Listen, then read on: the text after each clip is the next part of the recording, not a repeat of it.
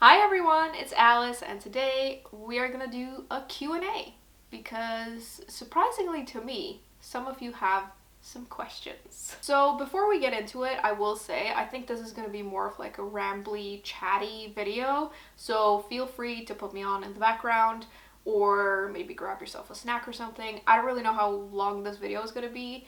I'm a little bit surprised that I got so many questions, which is very nice, but I really feel like I'm not all that interesting. But I'm gonna go through as many as I can. I have tried to organize this a little bit. So I've tried to put the questions that I got into like categories or sections so that you can skip around if you want, because I'm sure most of you are not interested in all of this. And there is a little bit of overlap, and several people asked the same questions, but then they also had different questions in the same thing, and it might get a little bit jumbled, but I'm gonna try my very best to stay a little bit organized. And yeah, we're just gonna get into it. The first section we're gonna do is just life, like life outside of this little box that you know me in, and that is the majority of my life. Like, most of my life is not this. But I got a lot of questions and a lot of similar questions, and I was expecting at least some of this because I do get these questions periodically, like, do you have a job? Is YouTube your job? If not, what is your job? What was your childhood like? What did you study? Are you a student now? All of these things. And I think the easiest way to answer all of these questions is just to take you through my life so far, relatively briefly, because it's really not that interesting. I guess we can just start at the beginning. I got a couple of questions about what was your childhood like? And I do occasionally get questions where people are confused about where I'm from. So, I am Norwegian. I was born in Norway to Norwegian parents, and I've lived my whole life here. I still live here, and I think most importantly, when it comes to my childhood, it is like, you can't get away from the fact that being born here is like winning the lottery. Like, it is an extreme privilege to be born here because Norway is a great country. It's relatively safe and it's quite wealthy, and most importantly, like, I've had a very privileged upbringing just from the sheer luck of being born here. I've gotten an amazing free education here, and a lot of the schools, with the exception of one, most of the schools that I've gone to are really, really good. And I even got to go to private school for high school, which is another level of privilege, which was really good. The one school that wasn't that great was like my middle school, which was interesting, but it was a learning experience. And like, that school is still like really, really good. It was just like the environment wasn't always that great. That was obviously a huge part of my childhood, and another thing that was great about my childhood was that we got to travel quite a lot, which is an amazing privilege. And I feel like the fact that we traveled really has shaped me as a person, because you get to see all of these different people and cultures, and you get to eat all of this amazing food, and you just get to go on vacation, which is like amazing. And like, that was a great part of my childhood, and I have a lot of great memories of traveling, and it's probably one of the reasons that I still love traveling. Speaking of memories though, I will say I don't actually remember that much of my childhood. Like, a lot of it is just forgotten, which I have heard as an adult is not like a great sign, but I don't remember that much. And to be honest, outside of all of these things, the rest of my childhood was a little bit of like a mixed bag.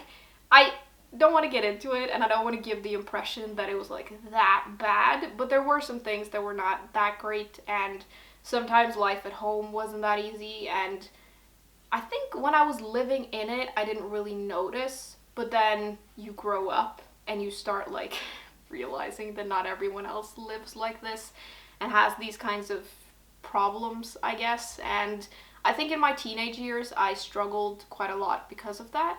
And, you know, my teenage years are difficult enough as it is.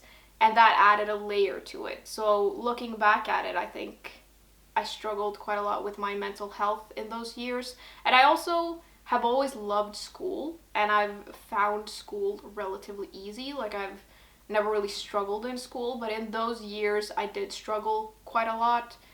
But I got through it, and I'm now an adult, and I love being an adult. I'm not the kind of person who like, some people really like wish they could go back to their childhoods.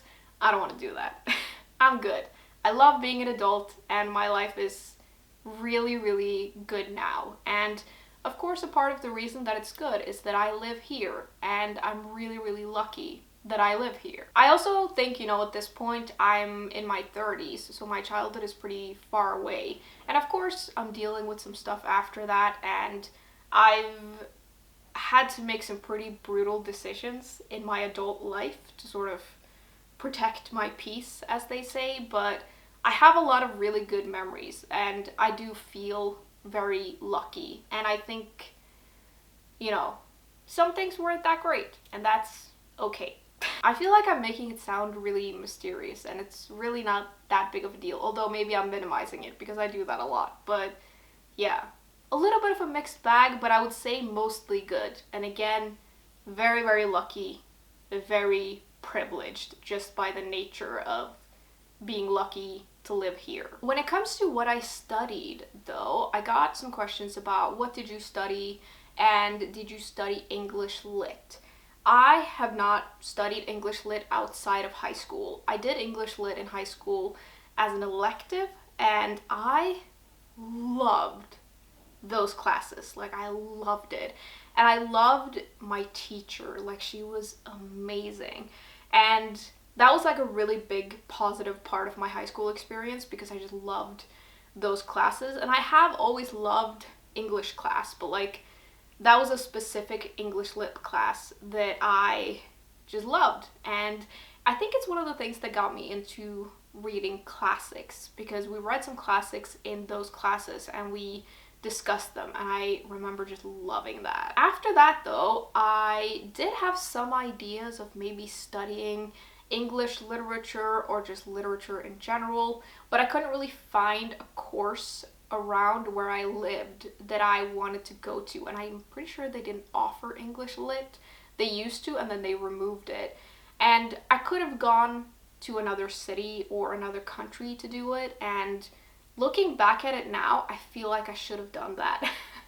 But I didn't. It's not the path that I chose, and instead I ended up going to photography school. So I went to photography school, and obviously I learned quite a lot there, and I feel like I also learned that I probably didn't want to be a photographer. And I feel like when I was there, I didn't find like my niche when it came to photography, and I feel like I didn't quite find myself in it. And because of that, I sort of realized that maybe I didn't want to do it for work. And also freelance work, like that life, I feel like it just isn't for me, and I wanted other things. So instead of actually doing anything with that education, I ended up working instead.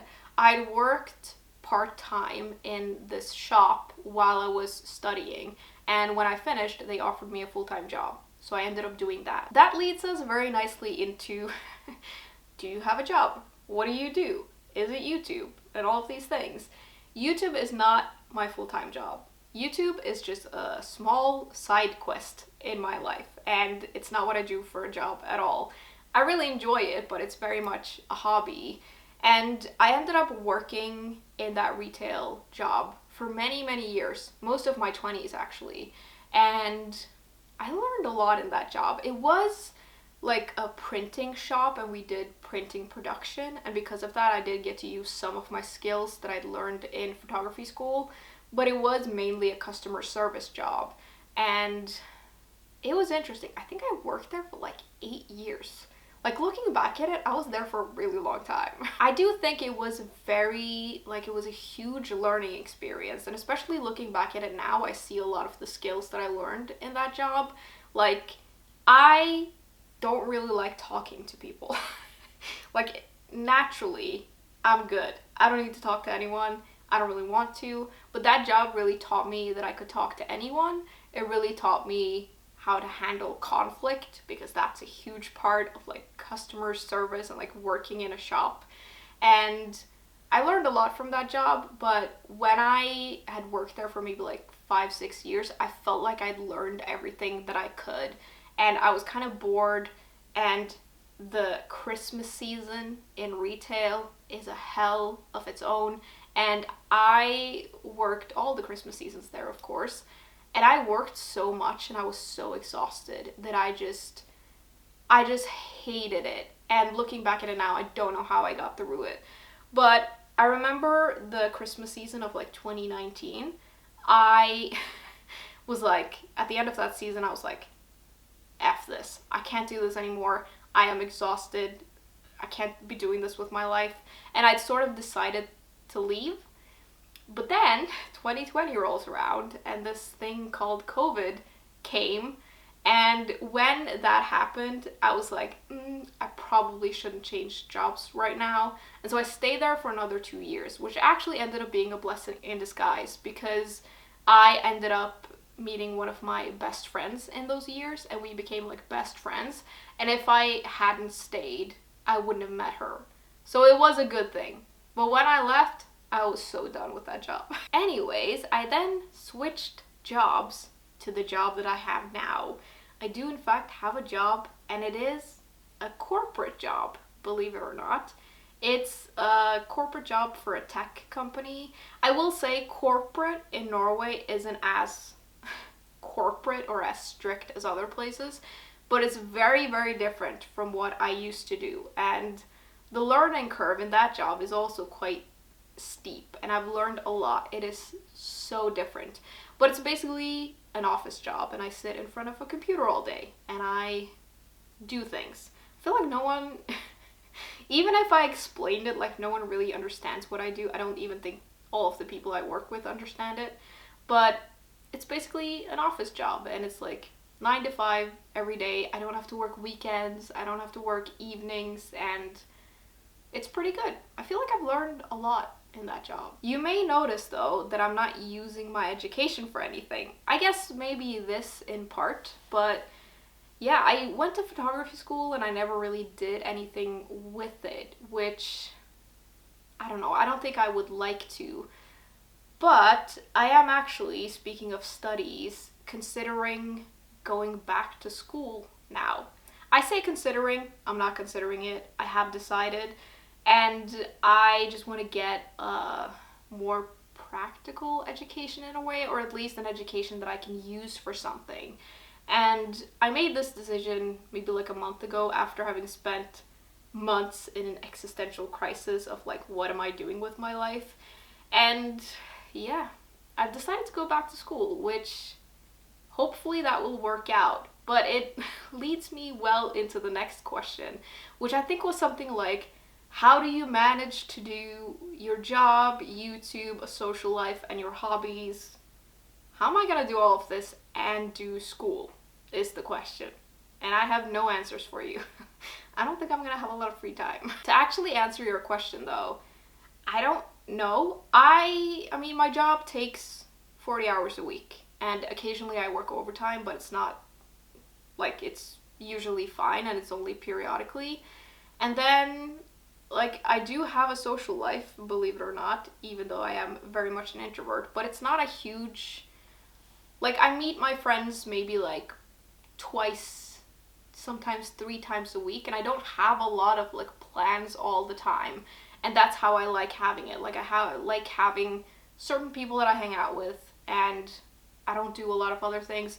I don't like go out, I don't party, I just meet my friends, we eat, we hang out, and that's my social life. And I do obviously occasionally hang out with my family as well, but I feel like it goes pretty well.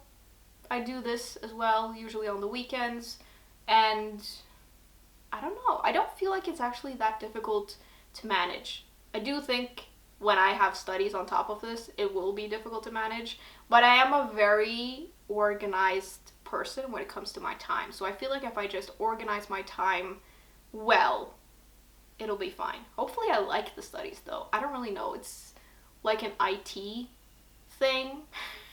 Hopefully I'm smart enough to do it. I already feel like I've talked so much. There's no way I'm gonna get to all of these questions, but we're gonna do another section, which is gonna be like language, which I do get a lot of questions about. I'm gonna do this question, which I feel like summarizes a lot of questions that I got and also questions that I do get in like comments and stuff. It says, I don't know if you've covered this before, but are you an American living in Norway, or is your English just ridiculously good? Thank you. If you are Norwegian, how is your English so good? Did you study abroad? I get the sense that a lot of people think that I'm American, which makes sense because I talk like this, but I am not American. I have no American roots at all. I do have some American family. My uncle married my aunt, who is American, and they live in the United States, but that's never been like a huge part of my life, and she speaks Norwegian. So no, I am not American, and I'm also not English. I do occasionally get questions if I'm English, and I feel like I don't sound English at all. I feel like I sound very American. And I did get a comment the other day which said like, your American accent is so thick. Oh, it just cracks me up. The question of how my English is like this though, I did not study abroad. I have not studied abroad at all. I did live for like 2-3 months in Austria when I was 20, but that was to try to learn German, which I have all but forgotten now. But the thing with the English is that we do have English in school here. I feel like my answer is like gonna be a little bit all over the place, but we do have English in school, and we start learning, I think we started learning English in the 4th grade, and I have always loved English. I don't know why, but I remember in primary school, like most of my class hated English because our teacher was so strict and she made us memorize all of these things.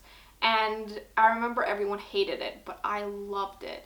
And I feel like it was a really good foundation for me to learn English that way, even though it was very strict and there was a lot of grammar, but I've always loved it. And I think that's a part of why I've ended up speaking like this. I don't know. But we did have it in school. I also, like, you do it from the 4th grade up until the 1st year of high school, and then after that you can choose to have more, which I did. And I think that's a part of it, but I also think a part of it is that a lot of the media in Norway is from the United States and from England. So we are exposed to a lot of that language. And I remember when I was a kid, I watched a lot of TV, and we have subtitles, obviously. And I would like read the subtitles to try to figure out like what words meant what. And that was a big part of, I think, how I learned to speak English. And I guess also when this was so long ago now, I think I was 16 or 17 when I started reading books in English. And that's also been a huge part of maintaining my language, because I think a lot of people learn it in school and then you don't use it as much. And I feel like I used it quite a lot by reading it. And now in my job, actually, I do speak English a lot. And I do occasionally also get questions at work if I'm American or if I'm at least not Norwegian. But yeah, I don't know. It's hard to explain. I also feel like my English is actually not that good all the time.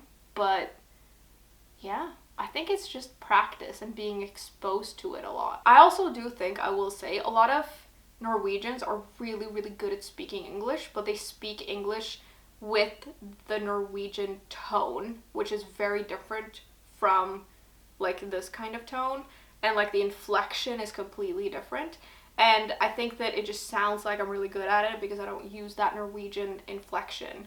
And like most people in Norway are really, really good at English. So I think it's also just like a cultural thing where a lot of us just learn it. We learn it in school. We're exposed to it a lot. So part of it is also probably luck. But I have just always loved English. And weirdly enough now, I feel insane, but I actually think in a mishmash of Norwegian and English, which doesn't make a lot of sense to me since I've lived my whole life here, but it feels very much like whatever language fits, I just go for, and it doesn't really matter which one it is to me in my brain. The next question I got also kind of ties into this, and I do get questions about this occasionally as well. It says, "Hi Alice, here's my question. I live in England, but my first language is Russian. I would like to ask you, as a fellow not native English speaker who reads in English, isn't it hard for you sometimes to read in English? Do you feel that sometimes you would enjoy a book more or understand it better if you read a good translation to your language? Maybe you can give us some practical tips." So this is interesting, and it's a very fair question because, as you may know if you watch this channel, most of the books that I read are in English, and this does confuse a lot of people. And I feel like it's hard for me to explain this at like where I'm at now. But like I mentioned, I started reading books in English when I was like 16, 17. And the reason that I did that was that I was really into fantasy books at the time, and the books that I wanted to read were not available in Norwegian. So the only alternative was to read them in English. And so I started reading books in English, and when I started, it was quite difficult for me. And it took a lot of time to get used to it. And I do remember trying to read Pride and Prejudice when I was like 17, and that book killed me the first time I read it. I could not understand a single freaking word in that book except like the names of the characters, and it was so difficult. The only way that I got through it is that I had watched the movie, and I think the movie is the reason that I wanted to read that book. But that English is very different, like it's a different kind of English, and there is often like a more complicated language in classics and stuff. And at that time, I probably would have enjoyed reading Pride and Prejudice in Norwegian instead, but I think the thing is just practice. And now I don't feel like, it's very, very rare that I come across a book in English that I feel like I would rather read a Norwegian translation of. It has been 15, 16 years though since that time.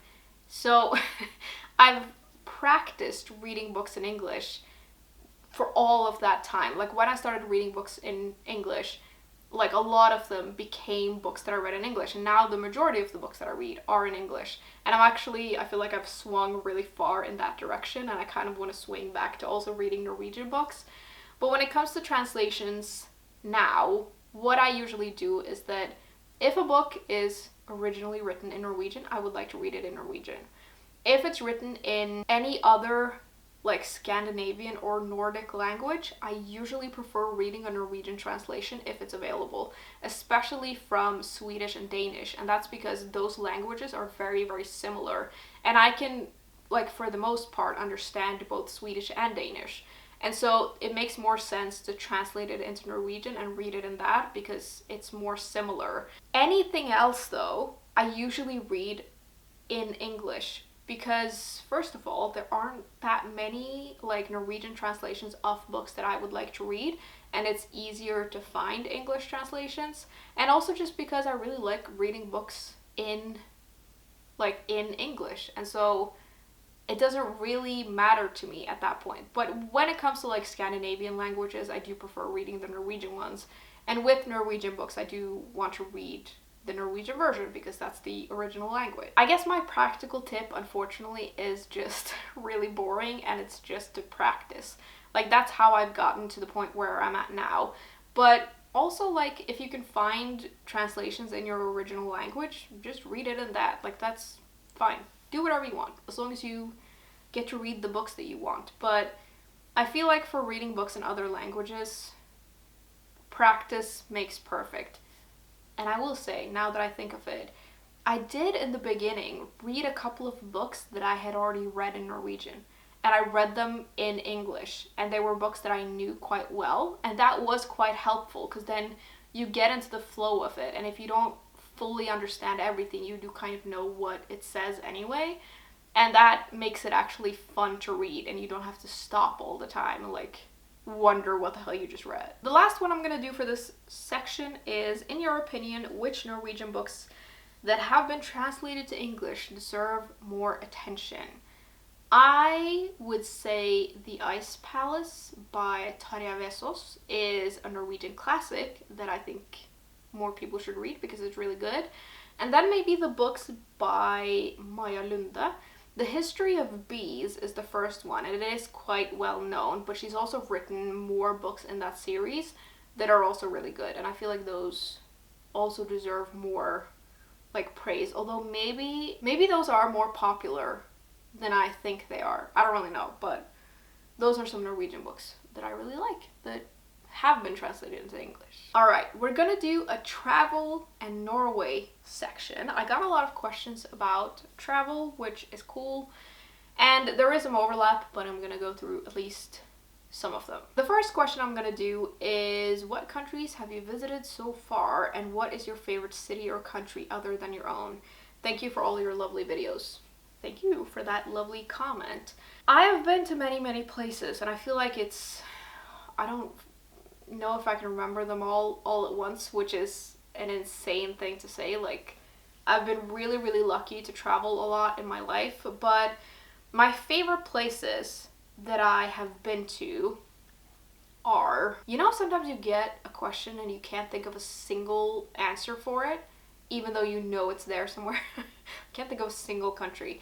What are my favorite places that I've been to? It's a little bit hard to rank them, but I would say my favorite countries that I've been to are New Zealand. Like, my trip to New Zealand that I took like 5 years ago was one of my favorite trips that I've ever been on, and I love New Zealand. It's an amazing country, and I love the people there. I love the nature. It was the perfect trip. Like, it was amazing. The only thing I don't like is that it's so far away, which isn't New Zealand's fault, but like the trip there, I think the first plane that we went on was 8 hours long, and the second one was like 17 hours. And so the trip was a lot, but it was totally worth it, and it was just amazing. And I also think I went with one of my best friends, and we're both kind of introverted, and we like had the perfect amount of like spending time together, but also alone. And it was just a really good holiday, and we got to see so many cool things. That's probably my favorite trip that I've been on. I would like to go back to New Zealand one day, but it was like, it felt like a once in a lifetime trip in a way, but maybe I'll get to go back someday. Love New Zealand. I love Italy. I've been to Italy several times, and I really like it there. A lot of it has to do with the food, because the food is really good. And I have some really good memories of traveling to Italy with another one of my best friends. And I think Amsterdam is one of my favorite places that I've been to. I really liked that city, and I've only spent like a weekend there, and I love that. I do also love London, which I've been to many times because it's not that far away, and usually you can find like pretty cheap plane tickets. And I've been there a lot, and I really like it there as well. I do also have a love of Austria, because that's one of the places that me and my family used to go to when I was growing up, and I still go there every once in a while. Like, if I get to go, it's usually in the winter, and we go skiing, and skiing is a very big part of Norwegian culture, and so most of us know how to ski, and I really like that as well. I love the food, I love the people. I also have spent quite a lot of time there, and it's really nice. And even though I don't speak German, I can understand a lot of it, as long as the dialect isn't too much and they don't speak too quickly. But I really like Austria as well. It's a really nice country. But the next question I got was also, what are your favorite places that you've traveled to, which I just said, but it also says, where would you still like to go?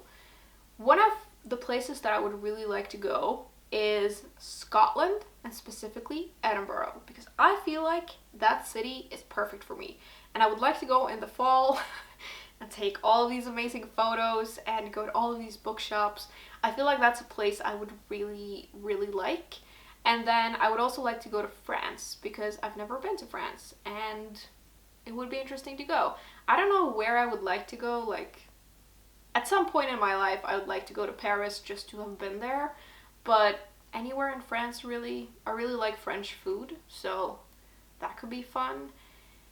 And then outside of that, I think I would maybe like to go to Canada because it looks beautiful. I don't have much more reasoning than the fact that it's beautiful, but I guess those are like my top places. Ooh, also Iceland. Honestly, I'll go anywhere. If someone wants to go somewhere, I will go. Like, I would like to see everything, but I guess those are like at the top of my list. I did also get some questions about like Norway and my favorite places in Norway, and I can take you through some of them because I know some of you want like travel tips, which I can try to give you. Obviously, I love Oslo because it's where I live, but it's also one of those things where if you live in a place, you don't necessarily do a lot of touristy things. But I really like Oslo. I think it's a cool city. I do think the winters here are pretty rough, so maybe don't come here in winter.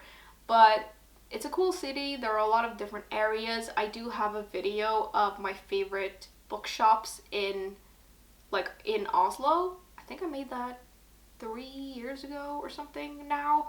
And I do have a video on that, so you can take a look at that. But outside of Oslo, I would say that my favorite city is Bergen, which is on the west coast, and I have spent quite a lot of time in that area because I have some family over there, and we used to spend our summers there when my grandparents were still alive. They had a cabin there, and those are some of my favorite childhood memories. And I think Bergen is just like cozy in a way that Oslo is not. I feel like Oslo is very much like you have all of these different areas that make up the city, and they're all very different, and you can go to different ones and get a completely different vibe. Whereas Bergen is a little bit smaller, and it feels like a smaller city, and it feels a little bit cozier and a little bit more cohesive in a way. Maybe I feel that way because I've only visited Bergen, I've never lived there, but I feel like that's a really cozy city. It does rain a lot, but I love the rain, so I feel like it's perfect. One of the questions also asked me if I have seen the Northern Lights, which I want to talk about because I sometimes get people who are like, what are the Northern Lights like? And I've never seen them. Northern Lights are not in all of Norway, and I live pretty far south.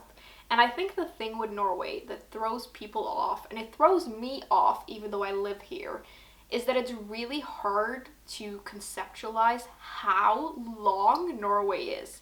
It is so long. Like, and when you look at maps, you don't get the sense of it.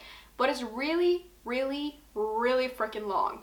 And the Northern Lights are only in the north, and the north is really far away. So I've actually never been that far north. And obviously you can only see the Northern Lights in winter because in the summer it's daylight all day. And so I've never seen them. I guess like technically, occasionally the Northern Lights make their way down here, and they also make their way down into Europe. And I have seen once, ages ago, like this little green flash where they said like there's gonna be Northern Lights in Oslo, and then it was just like a little thing. So I feel like I've never seen the full Northern Lights, and I would like to. It's never been that far up on my bucket list, maybe because I live here and I've always thought like at some point I'm sure I'll see them.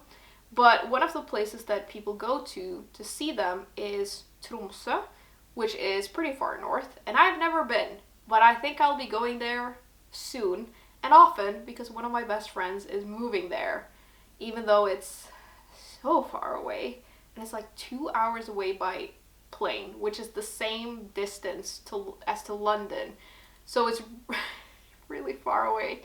And so I imagine I'll be going there, and at some point maybe there I'll see them. But a lot of people love Tromsø, and I don't know, it seems, I don't think I would like to live there, but she's moving there, so I'll have to find a way to love it. I imagine the winters there are pretty rough, but yeah, maybe I'll see Northern Lights at some point when I go there. Maybe I'll love it up there, who knows. For other tips when it comes to traveling to Norway though, we have a lot of really beautiful nature here, so seeing the mountains, if you like walking in the mountains, that's great. And yeah, we have a lot of really beautiful coastlines. Trondheim is also a beautiful city.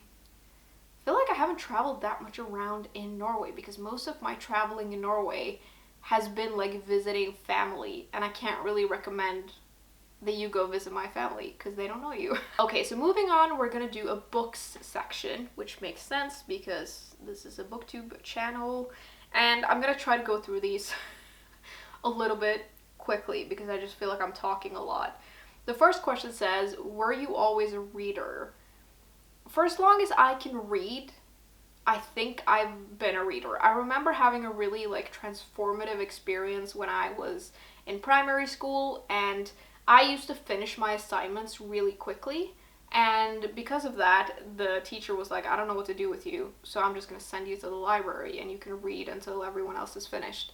And I did that, and I remember the librarian, I don't know if it was the first time I was there or whatever, but she gave me The Secret Garden and said, I think you should read this.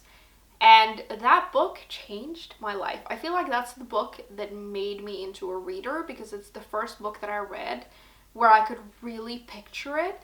And I remember thinking like, oh my god, this is what reading is, and it's amazing.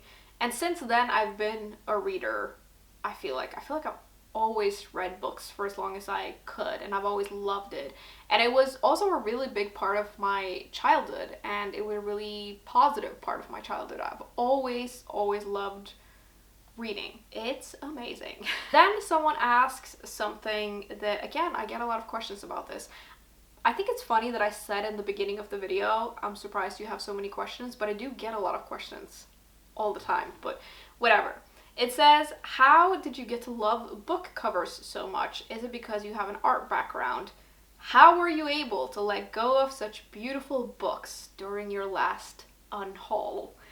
That's a thing that a lot of people wonder about, which I think is really funny. How I've ended up being really interested in book covers, I don't really know how to explain it, but I've always been interested in art, and I've always loved looking at art, and I think, do I have an art background? I feel like that sounds way fancier than what I feel like, but maybe it has something to do with it. But I've always loved art and like art history and things like that, so I think maybe that's a part of it. But I also honestly think it's just that I like pretty and shiny things. Like, I think that's a pretty big part of it. And just like whatever appeals to me, I just like, when I see book covers that appeal to me, I just want them. I don't know if it's that much more complicated than that, but yeah, I do really like book covers, and I could talk about them for ages. The question of how I was able to let go of such beautiful books during my last unhaul, I do get those questions whenever I do book purges. Like, how are you able to let go of not only beautiful books, but just books in general? And I don't really know how to explain it, because to me it's not that big of a deal. I think I've explained this before, but I feel like book collecting and reading are related but separate hobbies. And I honestly feel like sometimes when I've bought a book and that's given me joy and I don't end up reading it, and I end up giving it away, I feel like that book has served its purpose even though I didn't read it, which I know not everyone understands, but I don't know, it's just the same as like going through my closet and getting rid of stuff that I don't use anymore or don't want to, like, I don't feel like it fits my style anymore. It's the same thing. It's just like, I have it, I got it, it was great at the time, I don't think I want it anymore, so I'm gonna let go of it. It might just be me though. I am like brutal about letting things go and like throwing things away. Like, if I decide to get rid of it, just like get rid of it. I don't really, it doesn't bother me that much. I do think maybe the thing that people wonder about, and I do sometimes get questions like, don't you feel like you've wasted money?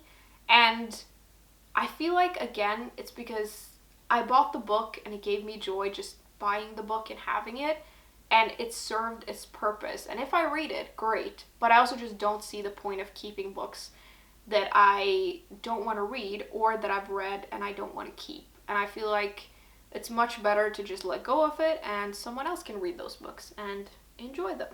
And it's all good. The next question that I got that I think is interesting is, do you have a book-related goal/dream, like reading a book from each country, for example? I don't don't have anything particular when it comes to my reading. I maybe have some goals of like, I would like to read all of Agatha Christie's books in my life, but I don't feel any rush to do that or anything like that. And I don't have anything specific when it comes to my reading. I do have a goal in my life that I will at some point write a book. And this is a thing that I've always like had this innate feeling that one day I will be an author. And I did actually go, I forgot to mention this in the studying part, I did actually go to a 1-year writing school when I was like 20, and that was really great. And I think one day I will. Maybe when I'm like 60. I don't know. I don't think I'm gonna have time the next couple of years, but one day I will write something. Maybe I won't get it published, but one day I will finish a book. And I do write in my spare time as well. I just don't show it to anyone because I don't want to. Lastly, in this book section, I'm gonna do just very quick ones where people are like, what are your favorite this and that? And for some of them, I'm gonna like refer you to some other videos. It says, like one of them says, fave noir and detective / crime fiction from Swedish and Norwegian writers for beginners / people new to the genre. I have made a video about Nordic noir, which you can check out and see if you can find something there. I also got a question, what are your favorite classic books? I've made a video about that, which you can also check out. I do think that's quite old, but I feel like it still stands.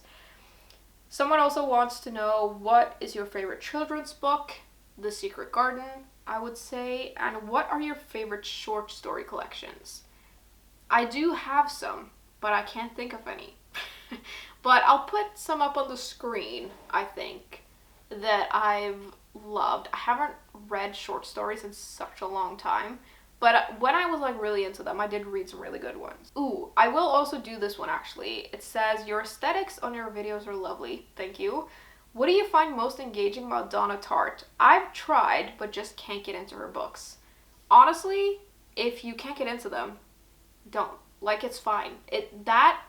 Like, Donna Tartt's writing is not for everyone, and I totally get it. And it's one of the reasons that I don't necessarily recommend her that much to people, because it's such a particular writing style. I find it really difficult to pinpoint why I love certain things and why some books just really do it for me. But I think for Donna Tartt, it's the writing, it's the vibe, and it's the characters. Like, that's what really sticks with me.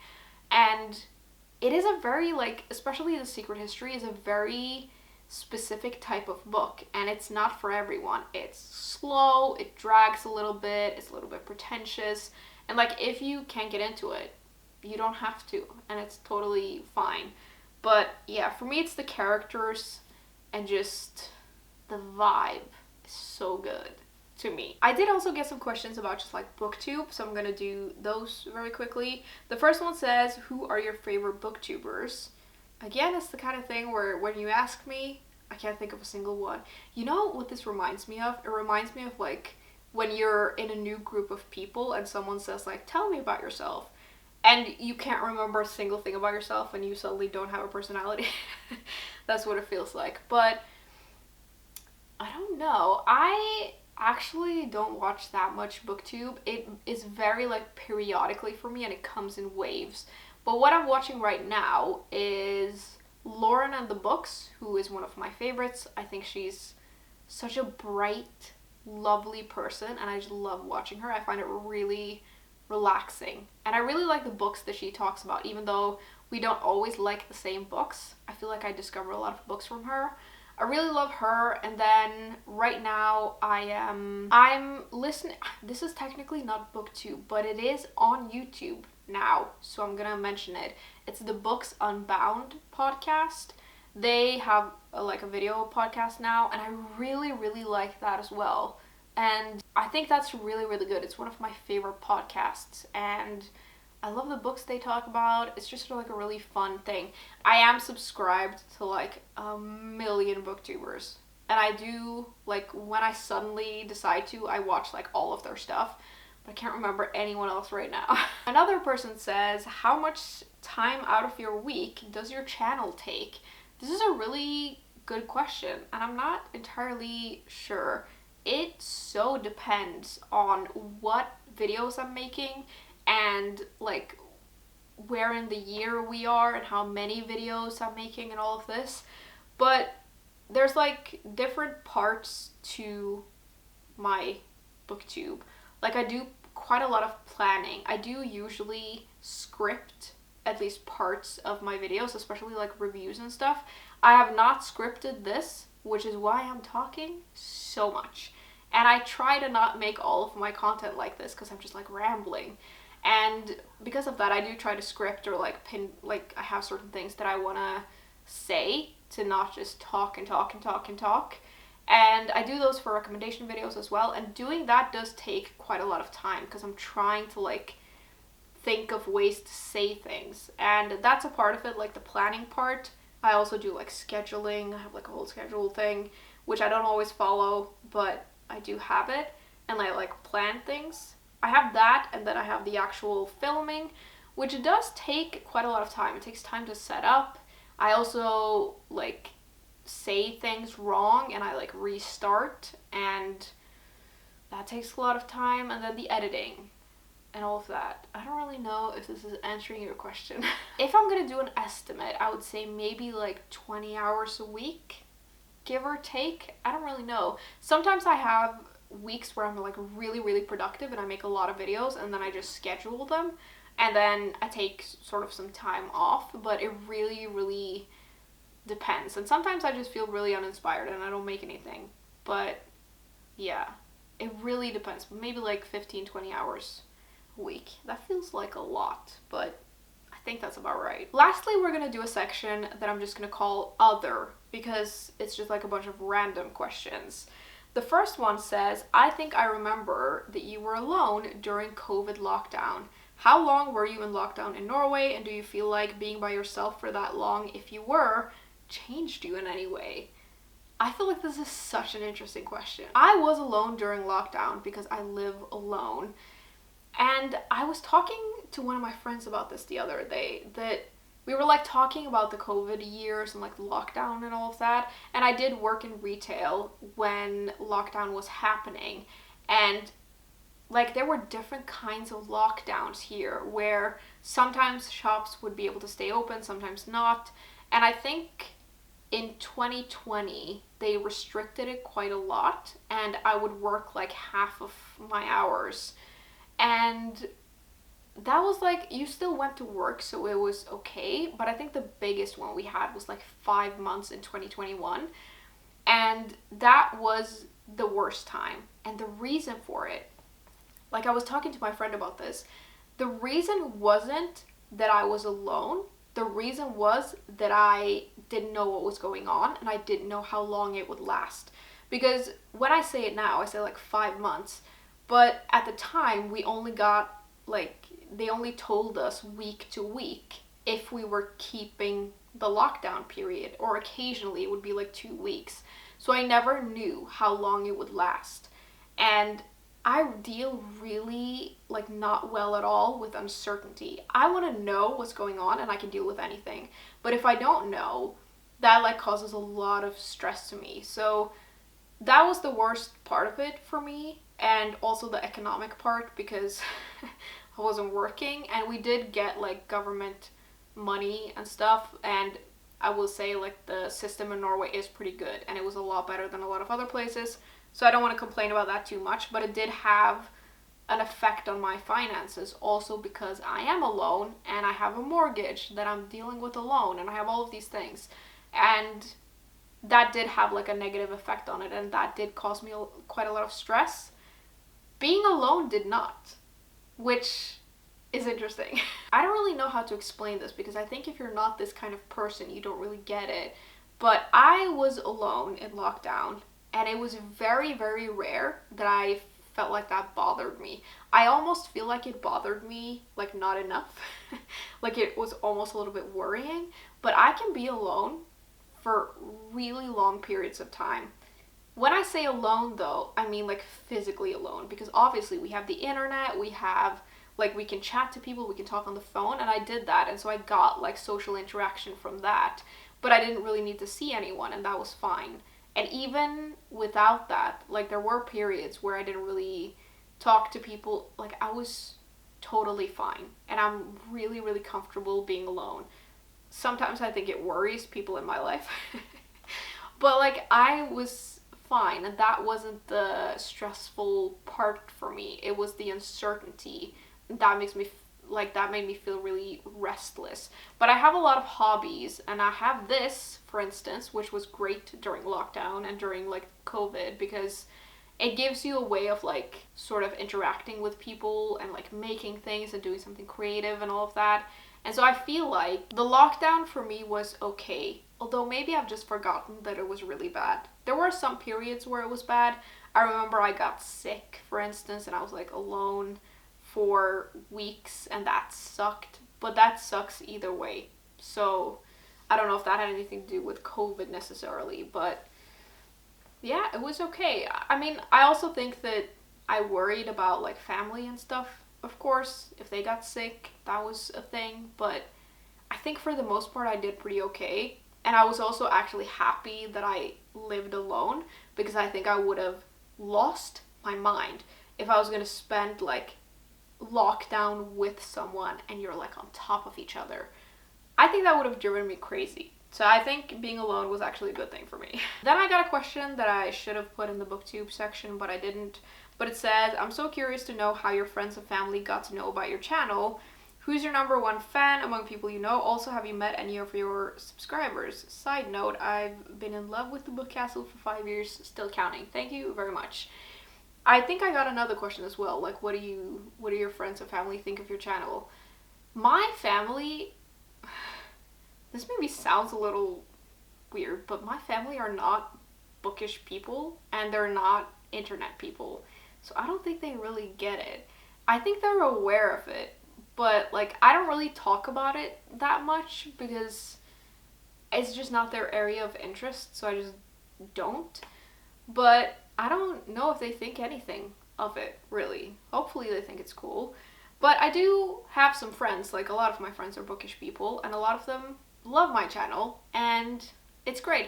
I do think for like some of them have told me that it's weird for them to watch because I like talk in English, and obviously you are a little bit different on camera than you are in real life, and like I only really talk about books, and so it's maybe a little weird to watch me on here. I don't really know. But a lot of them are very supportive, think it's fun. Yeah, I will say I really don't talk about this channel that much outside of like this, because there's something mortifying about someone being like, oh, let me check out your channel while I'm with them. Like if someone watches my video in front of me, I will die. Like I just hate it, and it has happened that people that I barely even know find it and they're like, ooh, let me check it out in front of me, and I hate it so much. I can barely like listen to myself when I edit my videos. I don't want to have to do it outside of it. I don't want to see anyone seeing my stuff. Maybe that's a little bit of a weird thing, but I think it's just I like having my worlds a little separate, and I don't like when they collide and it's out of my control. Anyways, it also said, have you met any of your subscribers? I have not, but one of my friends is convinced that one time when we were in London, someone recognized me, but no one has ever come up to me, so no. I don't know how I would deal with that, because I don't know. I get weird around strangers, and I don't know. I've never met anyone, but I appreciate you all from afar. I also got some questions about, do you plan on having a pet? Do you see yourself getting a cat or dog in the future? I think I got a question that was like cats or dogs. I like both, but I really want to get a dog. I love dogs. I think they're so cute, and they're like man's best friend or woman's best friend, and I think they're amazing. I am worried about the responsibility of it because I live alone and it's just me.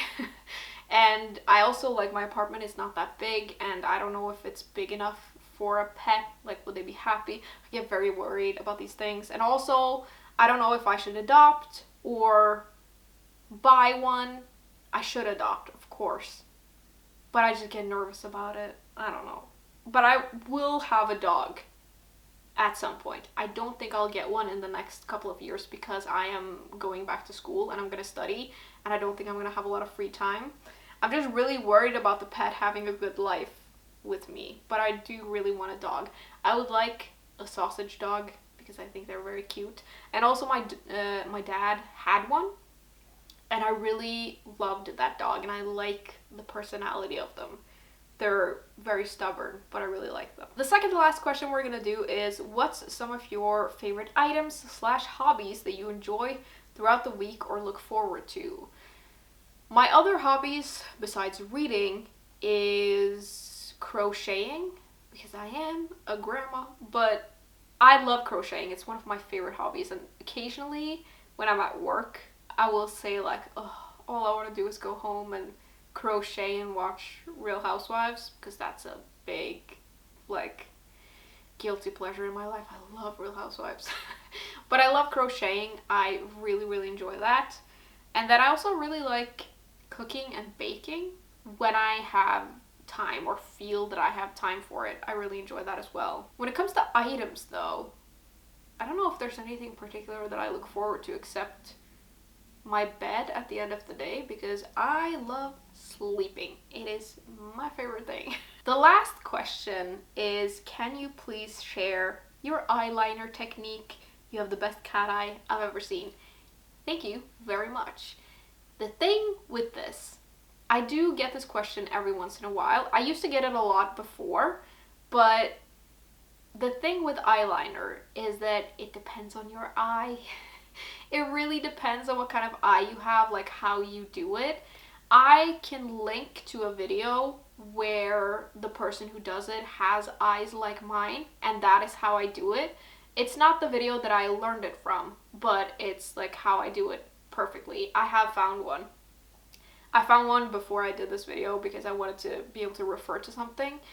That is really good, but that is for eyes where you don't necessarily have hooded eyes, but like the line goes like into the eyeliner, and so you have to get it across.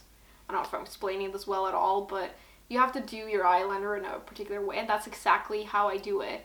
I have also been doing my eyeliner for almost like 15 years or something. Like I do this every time I do my makeup because I love a cat eye. And practice makes perfect. Like you really just have to practice and find what works for you. I can recommend the eyeliner that I use though. I use the NYX Epic Liner, I think it's called.